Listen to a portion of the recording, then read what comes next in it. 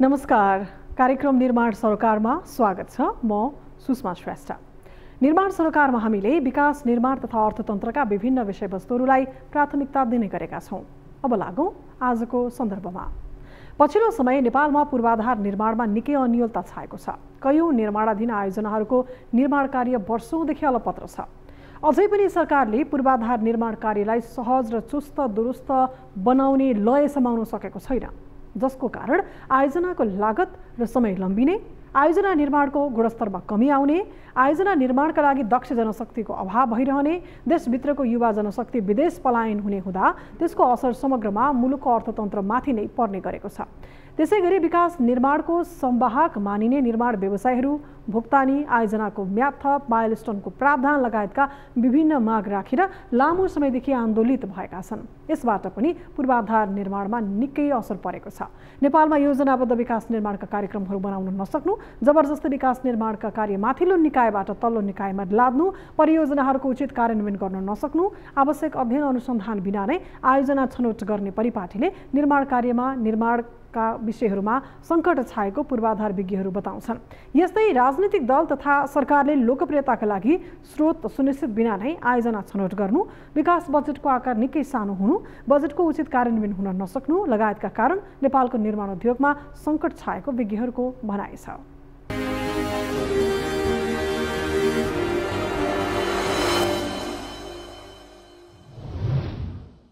अब लागौ निर्माण सरोकारका आजका सामग्रीहरूतर्फ। नेपाल निर्माण व्यवसायी महासंघले निर्माण व्यवसायहरूलाई लक्षित गर्दै 5 दिने कन्स्ट्रक्सन म्यानेजमेन्ट तालिम सञ्चालन गरेको छ। महासंघले आयोजना गरेको निर्माण व्यवसाय प्रवर्धन तथा व्यवस्थापन कार्यान्वयन समितिको सहयोगमा आइतबारदेखि महासंघ सचिवालयमा कन्स्ट्रक्सन म्यानेजमेन्ट तालिम सुरु भएको हो। उक्त तालिमको उद्घाटन गर्दै भौतिक पूर्वाधार तथा यातायात मन्त्रालयका सहसचिव एवं निर्माण व्यवसाय प्रवर्धन तथा व्यवस्थापन कार्यान्वयन समितिका अध्यक्ष इन्जिनियर अर्जुनजङ थापाले निर्माण उद्योगमा आबद्ध जो कोहीका लागि पेशागत क्षमता वृद्धि गर्न यस्तो तालिम अत्यन्तै महत्त्वपूर्ण हुने बताएका थिए। साथीहरू चाहिँ कति इस्टिमेट 2 करोड इस्टिमेट ल त्यसमा 40% ठोक्दै भनेर त्यो हिसाबले हाल्ने गरिएको छ। त्यसरी हुँदैन। त्यो 40% चाहिँ के कारणले ढुङ्गा कसरी पाइन्छ, के अरे माटो कसरी ल्याउने हो, अलकत्रा कहाँबाट ल्याउने हो, अथवा चाहिँ डन्डी कहाँबाट ल्याउने हो, सिमेन्ट कसरी ल्याउने हो, कुन रेटमा आउने हो, अनि त्यसपछि कामदारलाई कति दिने हो, अनि त्यो दिएपछि कति पैसामा बन्दो रहेछ, अनि त्यसपछि चाहिँ अनि त्यसमा चाहिँ कति मार्जिन राखेपछि कति पैसा राख्दा हुन्छ भन्ने समेतको एनालाइसिस गर्न सक्ने हुनुभयो भने अनि बल्ल चाहिँ वास्तवमा रियल प्रतिस्पर्धा हुने हो। तर अहिले त्यो देखिँदैन। अहिले चाहिँ 2 करोड रहेछ, यसलाई चाहिँ हालिदिउँ, के अरे यसमा चाहिँ के अरे 40% हालिदिउँ भनेर आँखा चिम्लेर हाल्नु भएको छ। अनि त्यसले गर्दा कतिपय साथीहरूको भरखेत पनि गएको छ। त्यो चाहिँ नगर्नुहोस्, अलिकति प्रतिस्पर्धी हुनुहोस्, सिक्नुहोस्। अब यसमा चाहिँ अब यो भौतिक पूर्वाधार तथा यातायात मन्त्रालयको जुन निर्माण व्यवसाय प्रवर्धन परिषद छ, परिषदले पनि के कस्तो सहयोग गर्न सक्ने हो त्यसमा हामी पनि चाहिँ यसमा पोजिटिभै छौँ। हामीबाट पनि हुन सक्ने सहयोग हुन्छ र चाहिँ अब आफ्नो व्यवसायलाई एकदमै के भन्छ अलिकति क्वालिटेटिभ र अलिकति समयमा मेन चाहिँ टाइम, कस्ट एन्ड क्वालिटी 3 चिज हो। टाइम, कस्ट एन्ड क्वालिटी 3 चिज चाहिँ टाइम हुने गरी चाहिँ तिनै चिजलाई ख्याल गर्ने गरी तपाईँहरूले आफ्नो व्यवस्थापनलाई सुधार्नुहोस्।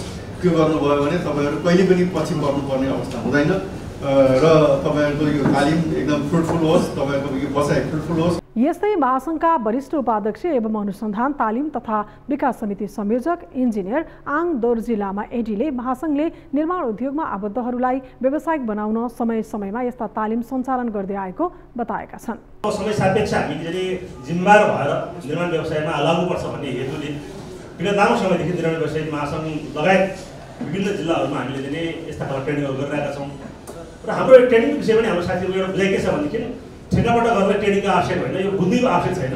साइडमा जाने हो, काम गर्ने हो, आफूलाई खुसी पार्ने हो, काम गर्ने हो, अथवा झगडा गर्ने हो, काम लिने हो भन्ने खालको जुन एउटा मानसिक छ त्यो चाहिँ हाम्रो गलत मानसिक हो भन्ने कुरो चाहिँ तपाईँहरू सबैले बुझ्नुपर्छ। हामी कुनै पनि ठेका सुरु गर्नुभन्दा अगाडि टेन्डर आउनुहुन्छ, टेन्डर आउनु भइसकेपछि त्यहाँ हामी नोटिस पढ्छौँ, नोटिसको आधारमा टेन्डर आउँछौँ, टेन्डर आधारमा हामीले लोएस्ट भइसकेपछि एग्रिमेन्ट गर्छौँ। एग्रिमेन्ट गर्ने बेलामा हामीले चाहिँ करिब 150 पेजहरूमा हामीले सही गरेका हुन्छौँ। त्यो सही गर्दाखेरि त्यहाँ लेखिएको हरेक कुराहरू मैले बुझेको छु र म यो अनुसार काम गर्छु भनेर हामी सही गरेका हुन्छौँ र त्यो सही हाम्रो पक्षबाट नभएर इम्प्लोयरको तर्फबाट पनि गरेको हुन्छ। तर अब इम्प्लोयरको तर्फबाट गर्ने अब प्रायः चाहिँ त्यहाँ चाहिँ अब इन्जिनियरहरू प्रोजेक्ट म्यानेजर हुन्छन् जसले चाहिँ वर्षौँ काम गरेर कम भएको हुन्छ र निर्माण व्यवसायबाट के काम लिनुपर्छ भन्ने कुरो उहाँलाई प्रश्न हुन्छ। तर हामी निर्माण व्यवसायको रूपमा चाहिँ हामीले हाम्रो अधिकारहरू लेखिएको हुन्छ भन्ने कुरो थाहा नहुँदाखेरि कति कुरा हामी चुकिरहेको हुन्छौँ र त्यस कारणले हामी चाहिँ विभिन्न हिसाबले पीडा भोगिरहेको हुन्छौँ। त्यस्तो भएको हुनाले हामीले चाहिँ त्यो निर्माण व्यवसाय भएर चाहिँ ठेक्का एकदम गर्दै गर्दाखेरि त्यहाँ लेखिएको मुद्दाहरूको विषयमा कर्तव्य विषयमा त इम्प्लोयरहरूले कन्सल्टेन्टहरूले हामीले चाहिँ जानकारी गराइहाल्छ, त्यो हामीले गर्नै पर्ने हुन्छ। तर हाम्रो अधिकार के हो भने थाहा नहुँदाखेरि धेरै कुरा हामी पछि परेका छौँ। त्यस कारण निर्माण व्यवसाय साथीहरूले अब बिस्तारै ट्रेनिङहरू लिनुपर्छ र बुझेर मात्रै ठेक्का गर्नुपर्छ भन्ने हाम्रो चाहिँ मानसिकता तयार भइसकेको मैले महसुस गरेको छु। र म विशेष गरी तपाईँ साथीहरूलाई के अनुरोध गर्न चाहन्छु भने ट्रेनिङ लिँदै गर्दाखेरि चाहिँ अलिकति इन्टरेक्टिभ होस्। अब रिसर्च पर्सनले उहाँलाई थाहा भएको कुराहरू जे दिनुपर्छ भनेर उहाँलाई लाग्छ त्यो दिइरहेको हुन्छ। तर तपाईँहरूलाई चाहिएको कुरा के हो, तपाईँलाई फिल्डमा भएको समस्या के हो, त्यो विषयमा अलिकति इन्ट्रेक्सन गर्न म अनुरोध गर्न चाहन्छु। एउटा कुरो महासङ्घका महासचिव रोशन दाहालले तालिममा प्राप्त सैद्धान्तिक ज्ञानलाई व्यवहारमा लागू गर्न सके नेपालको निर्माण उद्योगलाई निकै प्रभावकारी बनाउन सकिने बताएका छन्। अलिकति हामीले साना फर्महरू छौँ, साना कर्मचारी, हामी साना निर्माण व्यवसायहरू हामी अधिकांश छौँ। उहाँहरूले हामी कर्मचारी राखेर अहिले कर्मचारी 5 जना 7 जना 10 जना राखेर काम गराउन सक्ने अवस्था छैन। किनभने हामीलाई पनि यो कुराहरू थाहा छ, आफैले काम गर्नुपर्छ, आफै साइडमा खर्चौँ, आफैले चाहिँ हरेक क्रियाकलापहरू गर्नु परेको हुँदाखेरि सबैजना राखेर नसक्ने भएको हुँदा आफैले अलिकति यसमा चाहिँ आफैले तालिम लिनुभयो भनेदेखि त्यो कामहरू र आफूले लिएका निर्माण कार्यहरू सम्पन्न गर्नलाई धेरै सहज हुन्छ। त्यसले गर्दाखेरि यस्तामा निर्माण व्यवसाय आइदिनुहोस् र उहाँले सकेसम्म आफूले तालिम लिइदिनुहोस् भन्ने म यहाँहरू सबैलाई अनुरोध गर्दछु। र महासङ्घले बेला बेलामा यस्ता तालिमहरू दिइराखेका हुन्छ। हामी पुनः अहिले पनि अब यो नयाँ वर्ष सुरु भएको छ, हाम्रो यो सिबिडिआइसीको बजेट अब सम्भवतः अब यो महिनामै हाम्रो बजेट पास हुन्छ र यो बजेट पास हुने बित्तिकै हामी तपाईँहरूसँग फेरि जिल्ला जिल्लामै हामीहरू आउँछौँ, प्रदेश प्रदेशमा हामीहरू यस्ता तालिमहरू लिएर आउँछौँ र तपाईँहरूलाई हामी त्यहाँ पनि तालिम दिन्छौँ। र हाम्रो यो अहिलेको तालिम चाहिँ झन्डै यो हाम्रो 5 दिनको तालिम छ। यो 5 दिनको छ। 5 दिनको तालिममा धेरै किसिमका यहाँ चाहिँ हाम्रो यो कोर्सहरू अहिले हामी तपाईँहरूलाई पाउन सक्नुहुन्छ। हामीले चाहिँ पहिला चाहिँ 3 दिनमा 2 दिनमा चाहिँ हामीले यो अलिकति लामो समय दिन्थ्यौँ, बिहान 8-9 बजेबाट बेलुका 5 बजे 6 बजेसम्म 2 दिनको लगातार हुँदाखेरि हाम्रो यो झन्डै 2 दिनको कोर्स थियो भनेदेखि अहिले चाहिँ यो हामीले 11 बजेदेखि 3 बजेसम्म भनेका छौँ। झन्डै त्यसले गर्दाखेरि आज चाहिँ हामी अलिकति टाइम पनि बढाएको छौँ र 1-2वटा तपाईँको ब्याङ्किङ सम्बन्धी कोर्स चाहिँ हामीले यसमा समावेश गरेका थिएनौँ पहिला, तर अहिले ब्याङ्किङ कोर्स पनि यसमा आएको छ। तपाईँहरूलाई यो एकदम राम्रो छ। त्यसले गर्दाखेरि त्यहाँहरू सबैले धैर्य गरेर आज आउनु, भोलि चाहिँ म आउन सकिनँ भनेर तपाईँहरूले नभन्नुहोस्, तपाईँहरू हामी अपुरो हुन्छौँ, अधुरो हुन्छौँ। त्यसले गर्दा यी सबै जे कुराहरू छन् यसमा उल्लेख गरेका चिजहरू यो तपाईँ हामीलाई चाहिने चिज छ। त्यसैगरी तालिममा सहभागी निर्माण व्यवसायहरूले कन्स्ट्रक्सन म्यानेजमेन्ट तालिमले निर्माण क्षेत्रमा निकै महत्त्वपूर्ण भूमिका खेल्ने बताएका छन्। साथै उक्त तालिममा सहभागी हुँदै गर्दा आफूहरूले धेरै कुराहरू सिक्ने अवसर पाएको धारणा राखेका थिए। निर्माण व्यवसायलाई चाहिँ यो ट्रेनिङ भनेको चाहिँ एकदम अपरिहार्य ट्रेनिङ हो। किनकि भन्दा हाम्रो निर्माण व्यवसायलाई अहिले जति पनि समस्याहरू आइरहेछन् यस्ता ट्रेनिङहरू चाहिँ जस्तो जति पनि कुराहरू सिस्टमेटिक हिसाबले जो मान्छे अगाडि बढ्न सक्छ त्यो अगाडि गइरहेछ हैन। अब हावातालमा काम गर्ने मान्छेहरूलाई चाहिँ अलिकति भोलि फिल्डमा चाहिँ तपाईँको काम गर्दाखेरि कुन टेक्निक युज गरेर काम गर्न सकिन्छ ती कुराहरूलाई चाहिँ यसले यो ट्रेनिङ लिँदाखेरि चाहिँ भोलि फिल्डमा चाहिँ राम्रो काम गर्नको लागि चाहिँ बहुत ठुलो सहयोग गर्छ भन्ने लागेको छ। वास्तवमा यो कन्स्ट्रक्सन म्यानेजमेन्ट ट्रेनिङ भन्ने कुरो चाहिँ निर्माण व्यवसायहरूले लिनै पर्ने ट्रेनिङ हो। हामीहरूले सोचेका छौँ चाहिँ ठेक्कापट्टा गर्ने भनेको जसरी गरे नि भइहाल्छ, ठेक्का हाल्ने काम गरिने हो, बनाउने काम हो भन्ने सोचेका छौँ। तर त्यो नभइकन एउटा ट्रेनिङबाट चाहिँ कस्तो हुन्छ भने हामीमा चाहिँ कसरी चाहिँ त्यो कन्स्ट्रक्सनलाई चाहिँ सफल रूपमा लैजाने र आफूले त्यहाँबाट प्रफिट निकाल्ने भन्ने कुरोमा पनि यो ट्रेनिङले चाहिँ धेरै महत्त्वपूर्ण काम गर्छ जस्तो मलाई लाग्छ। यसको चाहिँ महत्त्व अति नै छ। हामी आयोजनाको बिड गर्छौँ, आयोजना बिड गरेपछि हामीलाई कुन कागजपत्र कतिखेर मिलाउने भन्ने कुरा थाहा हुँदैन। हामी चाहिँ अब फिल्डमा काम गरेपछि सबै कुरा पुग्छ भन्छौँ, कतिपय बिमाको कतिपय करको, अनि हामीले लिने अब म्याद थप हाम्रो अब म्याद कहिले सिद्धिँदैछ भन्ने कुरा चाहिँ यसबाट अब बिड कसरी गर्ने, बिड गर्ने तरिका, बिड कतिसम्म गर्ने भन्ने कुरा चाहिँ सबै यो ट्रेनिङले पहिला पनि एकचोटि लिइसकेको छु। यो ट्रेनिङले चाहिँ हामीलाई कागजपत्र चाहिँ हामी कति चुस्त हुनुपर्छ त, कागजपत्रले चाहिँ हामीलाई फिल्डले मात्रै हुँदैन, कागजपत्र चाहिँ त्यति नै चुस्त जुस्त चाहिन्छ भन्ने कुरा चाहिँ यो म्यानेजमेन्ट ट्रेनिङले कभर गर्छ भन्ने भरपुर आशा गर्छु म चाहिँ। गर्छ नै हरेक कुराहरू। अब हामीभन्दा अग्रज ट्रेनरहरूले दिनुहुन्छ, जान्नुहुन्छ। अब कतिपय चाहिँ सरकारी जागिरको फिल्डबाट रिटायर बस्नुभएकोहरूले दिनुहुन्छ। आवश्यकता त अब एकदम बहुतै धेरै नै आवश्यकता छ होइन। अब हामी निर्माण व्यवसायहरू अलिकति चाहिँ नि धेरै कुरोहरू नबुझिकनै चाहिँ यो पेसामा पनि लागेका छौँ होइन। कोही चाहिँ नि अब दक्ष भएर लागेका छन् भने कोही चाहिँ हो हारेमा चाहिँ नि यो चाहिँ अरूको देखासिखी गर्न पनि लागेको छ। त्यसैले चाहिँ नि यो कन्स्ट्रक्सन म्यानेजमेन्ट तालिमले नै चाहिँ यो निर्माण व्यवसायलाई चाहिँ कसरी चाहिँ नि चाहिँ उन्नति प्रगतिमा यसको चाहिँ दिशामा लैजाने भन्ने कुरो चाहिँ यसले नै चाहिँ यसैमा भर पर्ने हुँदाखेरि निर्माण व्यवसायलाई एकदम यो कन्स्ट्रक्सन म्यानेजमेन्ट तालिम चाहिँ अपरिहार्य छ। निर्माणप्रति जिम्मेवार बनाउँदै पूर्वाधार निर्माणलाई चुस्त दुरुस्त बनाउन उक्त तालिमले महत्त्वपूर्ण भूमिका खेल्ने महासङ्घले जनाएको छ। सरकारले आन्दोलनरत निर्माण व्यवसायहरूसँग वार्तालापको माध्यमबाट निर्माण उद्योगका समस्या समाधान गर्ने भएको छ। सरकारले निर्माण व्यवसायी लगायत सरकारवालासँग आवश्यक छलफल परामर्श र समन्वय गरी सुझाव लिनका लागि सार्वजनिक खरिद अनुगमन कार्यालयका सचिव दामोदर रेग्मीको संयोजकत्वमा एक कार्यदल गठन गरेको हो। प्रधानमन्त्री तथा मन्त्री परिषद कार्यालयका प्रवक्ता नारायण प्रसाद भट्टले विभिन्न विषयगत मन्त्रालयका सहसचिव सदस्य रहने गरी उनको संयोजकत्वमा 6 सदस्य कार्यदल गठन गरिएको बताए। उक्त कार्यदललाई 15 दिनभित्र सुझावसहितको प्रतिवेदन पेश गर्न भनिएको प्रवक्ता भट्टले जनाए। त्यसो त यसअघि प्रधानमन्त्री पुष्पकमल दाहालले सम्पन्न कामको भुक्तानी, मूल्य अभिवृद्धि कर लगायतका विषयमा अर्थ मन्त्रालय र सम्बद्ध विषयगत मन्त्रालयहरूले आपसमै समन्वयमा यथाशीघ्र माग सम्बोधन गर्न निर्देशन दिएका थिए। निर्माण व्यवसायीले उठाएका सार्वजनिक खरिद सम्बन्धी कानुन संशोधन लगायतका अन्य मागको सम्बन्धमा प्रधानमन्त्रीले सम्बोधन गर्न दिएको निर्देशन बमोजिम नै कार्यदल गठन गरिएको प्रवक्ता भट्टले बताए। प्रधानमन्त्री दाहालको उपस्थितिमा नेपाल निर्माण व्यवसायी महासङ्घका तर्फबाट उठाइएका मागको सम्बन्धमा छलफल भएको थियो। उक्त छलफलमा विषयगत मन्त्रालयका मन्त्री, सचिव तथा सरोकार निकायले सहभागिता जनाएका थिए। यससँगै निर्माण व्यवसायीहरूले गर्दै आएको सशक्त सडक आन्दोलनको स्वरूप परिवर्तन भएको छ। निर्माण व्यवसायीहरूका माग पूरा नभएसम्मका लागि साङ्केतिक रूपमा मात्रै विरोध जनाउने नेपाल निर्माण व्यवसायी महासङ्घले उल्लेख गरेको छ। कार्यक्रम निर्माण सरोकारमा अब बाँकी प्रसङ्ग। 17 दिनदेखि आन्दोलनरत निर्माण व्यवसायीहरूले बाँकी बक्यौता भुक्तानी पाउने भएका छन्। निर्माण व्यवसायीहरूसँग छलफल गर्दै अर्थमन्त्री डाक्टर प्रकाश शरण महतले भुक्तानीको दायित्व सरकारको भएकाले 15 दिनभित्र बिल आएका आयोजनाहरूको 50 अर्ब भुक्तानी गर्ने प्रतिबद्धता जनाएका छन्। एक रिपोर्ट। सरकारले निर्माण व्यवसायहरूसँग आवश्यक छलफल तथा समन्वयका लागि 15 दिनभित्र सुझावसहितको प्रतिवेदन पेश गर्नका लागि सार्वजनिक खरिद अनुगमन कार्यालयका सचिव दामोदर रेग्मीको संयोजकत्वमा 6 सदस्यीय कार्यदल गठन गरेको छ। यसअघि प्रधानमन्त्री पुष्पकमल दाहाल प्रचण्डले सम्पन्न कामको भुक्तानी, मूल्य अभिवृद्धि कर लगायतका विषयमा अर्थ मन्त्रालय र सम्बद्ध विषयगत मन्त्रालयहरूले आपसी समन्वयमा यथाशीघ्र माग सम्बोधन गर्न निर्देशन दिएका थिए। 70 अर्ब रुपैयाँ भन्दा बढी भुक्तानी नपाएको भन्दै 17 दिनदेखि निर्माण व्यवसायीहरू आन्दोलनरत थिए। रकमान्तरको लागि दिएको 10 अर्ब रुपियाँ र यो माइलस्टोन र गत वर्ष विविध कारणले गर्दा सार्वजनिक खरिद नियमावलीको 12औं संशोधनको 120 क अनुसार म्यादथप नभएका आयोजनाहरू, ती योजना प्रमुखहरू जसले सरकारको आदेश पालना गरेन र 400 भन्दा बढी आयोजनाहरूको म्यादथप भएन, त्यो आयोजनाहरूको म्यादथप गर्दै तिनको पनि भुक्तानी माग गर्ने र माइलस्टोन हटाएर लगभग 40 अर्बको भुक्तानी हामीले माग गरिरहेका छौँ। तर आइतबार मात्रै निर्माण व्यवसायी महासङ्घका प्रतिनिधि मण्डलसँग भएको छलफलका क्रममा अर्थमन्त्री डाक्टर प्रकाश शरण महतले व्यवसायका जायज समस्या सरकारले समाधान गर्ने आश्वासन दिएका छन्। हालसम्म भएको कामबाट सृजित दायित्व सरकारले 15 दिनभित्र भुक्तानी दिने मन्त्री महतले स्पष्ट पारे। बाँकी रहेको काम अघि बढ्न नसक्ने अवस्था देखिएमा सरकारले त्यस्ता आयोजनाको ठेक्का तोड्ने पनि उनले बताए। भुक्तानी नदिएको भन्ने कुरा गलत भएको मन्त्री महतको भनाइ छ।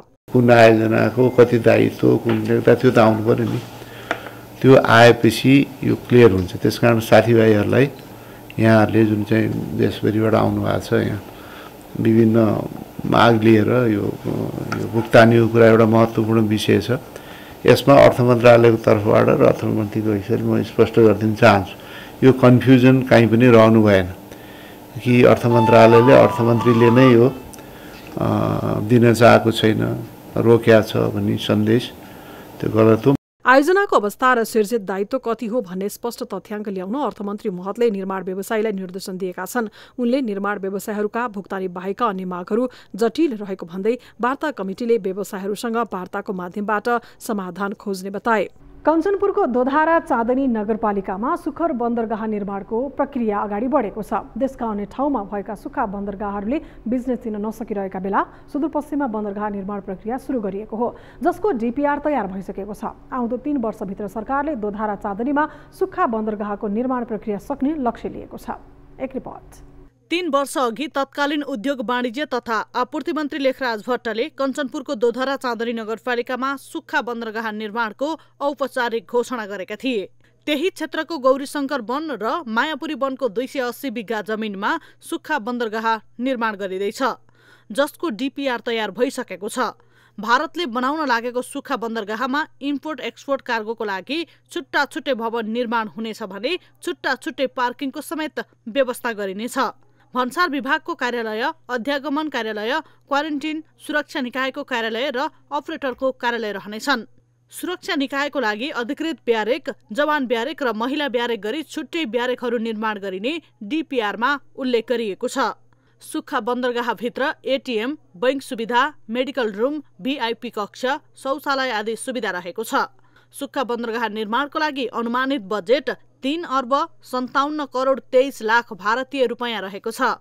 सुक्खा बन्दरगाहका सबै संरचनाहरू अपाङ्ग मैत्री हुनुपर्ने र भूकम्प रहित हुनुपर्ने लगायतका विभिन्न मागहरू राखेको संघीय आयोजना कार्यान्वयन इकाइ धनगढी आयोजना प्रमुख रमेश सिंह बताउँछन्।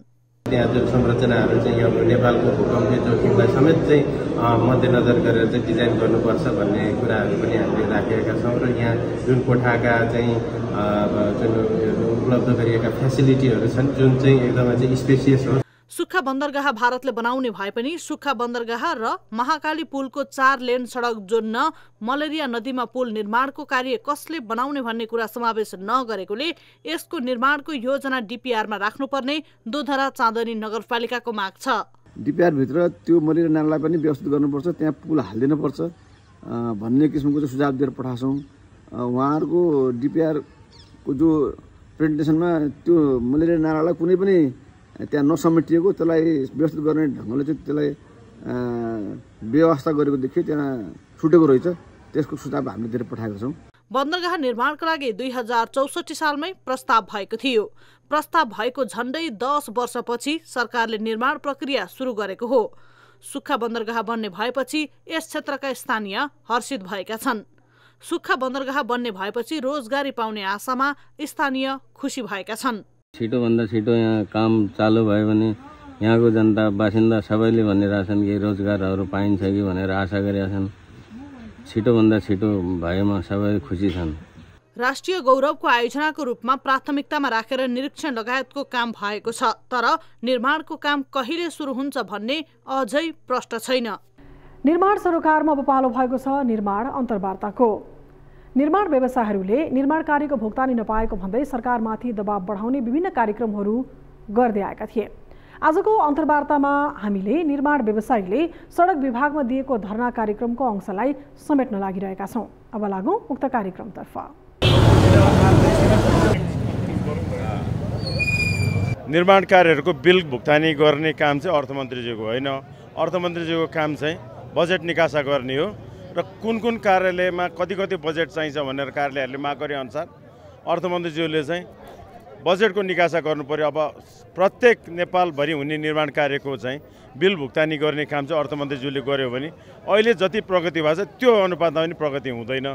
त्यही भएर उहाँले त्यो कुरामा पनि सचिनुपर्छ र उहाँले जति पनि आयोजनाहरूको म्याथअप गर्दै हुनुहुन्छ त्यो म्याथअप गरेको आयोजनाहरूको चाहिँ कति रकम बाँकी हुन्छ त्यसलाई भुक्तानी तालिका हामीलाई दिनुपर्छ र उहाँले अर्थ मन्त्रालयले अर्थमन्त्रीज्यूले आफ्नो ढुकुटीमा कति रकम जम्मा गर्न सकिन्छ त्यस अनुसारको मात्रै म्याथअप गर्नको लागि हामीले अनुरोध गऱ्यौँ।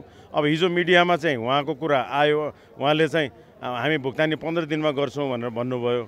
अब गत वर्ष चाहिँ असार महिनामा 2 खर्ब रुपियाँ भुक्तानी गर्नुभयो, त्यो के 15 दिनमा भएको भुक्तानी हो त? त्यो त 11 महिनाभित्रमा भएको भुक्तानी हो। यसै गरेर भुक्तानीको चाहिँ उहाँले तालिका नबनाउनु भयो भने हामीले लिएको लक्ष्य पनि प्राप्त हुँदैन, मुलुकले लिएको लक्ष्य पनि प्राप्त हुँदैन र पुनः अर्को वर्ष फेरि म्याद थप गर्नुपर्ने हुन्छ। त्यही भएर म्याद थप गर्नुभन्दा अगाडि सरकारले कति रकम विनियोजन गर्न सक्छ त्यस अनुसारको म्याद थप गर्नुपर्छ र कम्तीमा महिनाको एकपटक भुक्तानीको व्यवस्थापन गर्न सक्यो भने मात्रै हामीले लिएको लक्ष्य प्राप्त गर्न सक्छौँ र त्यो लक्ष्य अनुसार चाहिँ यो सरकारले आफ्नो लक्ष्य लिने हो। होइन भने जसरी अहिले अर्थतन्त्र सङ्कुचनमा भयो अझ बढी सङ्कुचनमा हुन्छ। होइन झुकाउनु भएको भन्दिनँ, उहाँ जस्तो अर्थमन्त्रीज्यूले चाहिँ प्रत्येक निर्माण कार्यको चाहिँ विवरण बुझेर त्यसपछि भुक्तानी गर्न बस्ने भनेको त अझ पनि यो केन्द्रीकृत गर्न खोजिरहेछ। अहिले विकेन्द्रीकरणको जमानामा हामीले अहिले केन्द्रीकृत शासन प्रणाली भयो भनेर हामी प्रदेश सरकार बनायौँ, स्थानीय सरकार बनायौँ। अब के अर्थमन्त्रीज्यूले चाहिँ आफू बाहेक अरू कसैलाई पनि विश्वास नगरेर हरेक भुक्तानी चाहिँ आफैले गर्ने जिम्मेवारी लिएर अनि नेपालभरिमा हुने 8000 योजनाहरूको उहाँले भुक्तानी गर्नु बस्यो भने अरू के काम गर्नुहुन्छ उहाँले? त्यो भुक्तानीको कहाँ कति भएको छ त्यो भुक्तानी हेरेर अनि 15-15 दिन बस्ने हो? उहाँले त त्यो गर्नु हुँदैन। उहाँले त के गर्नु पर्यो भने कुन कुन योजनामा कति बजेट विनियोजन गर्न सकिन्छ र यति खर्च गरे यति पैसा हुन्छ भनेर त्यो बाटो देखाइदिने हो र त्यसअनुसार चाहिँ बजेटको जोहो गर्ने काम अर्थमन्त्रीज्यूले गर्नुपर्छ, राजस्व बढाउने काम अर्थमन्त्रीज्यूले गर्नुपर्छ, वैदेशिक लगानी ल्याउने काम अर्थमन्त्रीज्यूले गर्नुपर्छ, वैदेशिक ऋण ल्याउने वैदेशिक अनुदान ल्याउने कामहरू अर्थमन्त्रीज्यूले गर्नुपर्छ। न कि हरेक यो खजान्ची जस्तो भएर हरेक कार्यालयले कति काम गरेछ भनेर त्यसको विवरण राख्न बस्यो भने उहाँको काम विवरण मात्र बस्ने हुन्छ। अर्थमन्त्रीज्यूले चाहिँ गर्ने काम त्यो होइन जस्तो लाग्छ मलाई। होइन, उहाँसँग हाम्रो आन्दोलनको विषयमा कुनै छलफल भएन। उहाँले चाहिँ यो क्लियरेन्स गर्न खोज्नु भएको कि मैले निर्माण कार्यको भुक्तानी गर्दिनँ भनेको होइन, भुक्तानी गर्छु भनेको। अहिले भुक्तानी गर्न नसकेको हो, केही कन्सिक्वेन्सेसहरू छ, त्यो हामी समाधान गरेर अब हामी 15-15 दिनमा चाहिँ भुक्तानी गर्ने व्यवस्थापन गर्छु भने हो। अब 15-15 दिनमा गर्छु भनेको प्रत्येक बिलको त होइन होला। मलाई के लाग्छ भने 15-15 दिनमा चाहिँ उहाँले जम्मा गरेको पैसा निकासी गरेर सम्बन्धित योजनाहरूमा चाहिँ सम्बन्धित विकास मन्त्रालयहरूमा पठाउने प्लान गर्नुभएको होला। अब सम्मान्य प्रधानमन्त्रीज्यूले कार्यदल गठन गर्नुभएको छ उहाँको निर्देशनमा र त्यो कार्यदलले चाहिँ हामीलाई आज वार्ताको लागि बोलाउँदैछौँ भनेर सचिवज्यूले, श्रीमान सचिवज्यू सार्वजनिक खरिद अनुगमन कार्यालयको सचिवज्यूले हिजो हामीलाई खबर गर्नुभएको छ र अब आज उहाँले त्यो पत्र पठाएपछि त्यो पत्रलाई अध्ययन गरेर छलफल गरेर आगामी कार्यक्रम के हुन्छ हामी निर्धारण गर्छौँ, यहाँहरूलाई सूचित गर्नेछौँ। आजको लागि कार्यक्रम निर्माण सरकार यति नै। तपाईको आफ्नो स्थानीय क्षेत्रमा भएका विकास निर्माण तथा निर्माण क्षेत्रका विषयमा कुनै पनि गुनासो तथा समस्याहरू छन् भने हामीलाई सम्पर्क गर्न सक्नुहुनेछ। विकास निर्माण क्षेत्रमा लक्षित निर्माण सरकार कार्यक्रममा समावेश गर्न सकिने विषयवस्तु तथा सामग्रीको विषयमा तपाईको केही सुझाव तथा प्रतिक्रिया छन् भने हामीलाई तपाईले मोबाइल, भाइबर, इमेलबाट 24 हेल्प डेस्कमा समस्या र गुनासोहरू राख्न सक्नुहुनेछ। आजको लागि कार्यक्रम निर्माण सरकारबाट बिदा दिनुहोस्। नमस्ते।